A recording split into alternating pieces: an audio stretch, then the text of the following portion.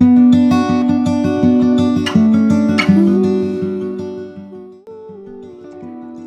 and welcome back to Notes and Notions. Today's episode is a little different. It's a love letter, a tribute, and a moment of reflection. I will be reading a piece I wrote called "To All the Women Before Me." So grab a cup of tea, get cozy, and let's take this moment to connect. I don't have daughters nor sons.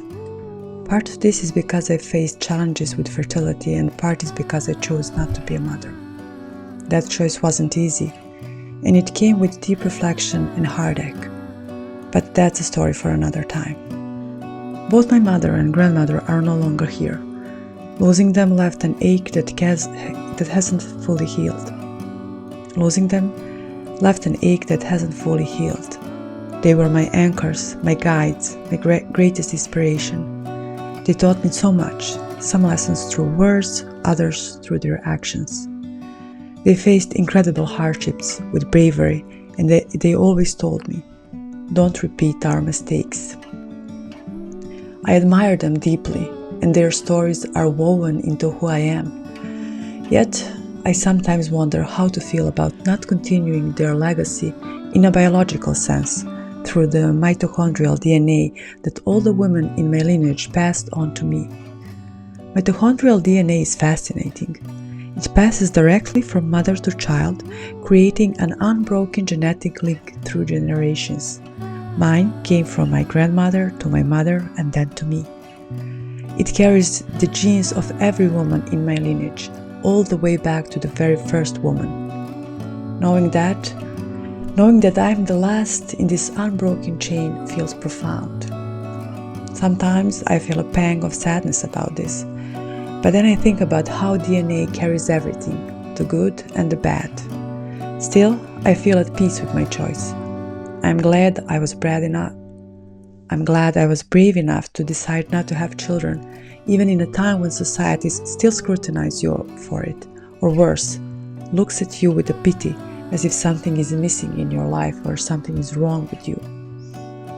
Mitochondrial DNA may stop with me, but their stories, their courage, and their lessons live on in the choices I make.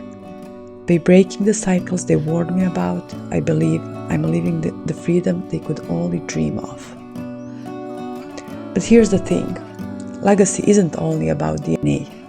It's about values, lessons, and love we pass on. My mother and grandmother's influence lives in me, and I carry their stories forward in how I live, the choices I make, and the connections I build. Though I won't pass on their mitochondrial DNA, I honor them by living a life that reflects their courage and wisdom.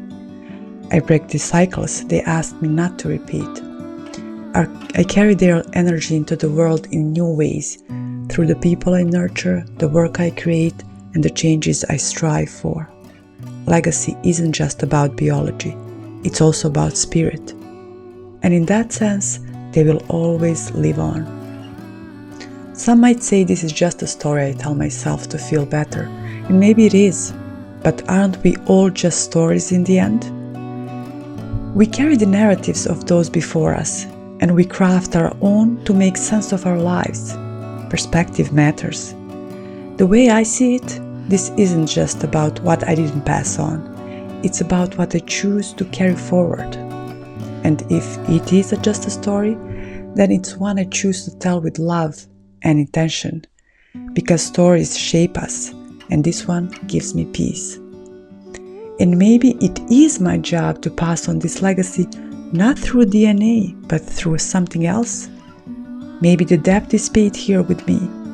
Maybe some hardships ends with me.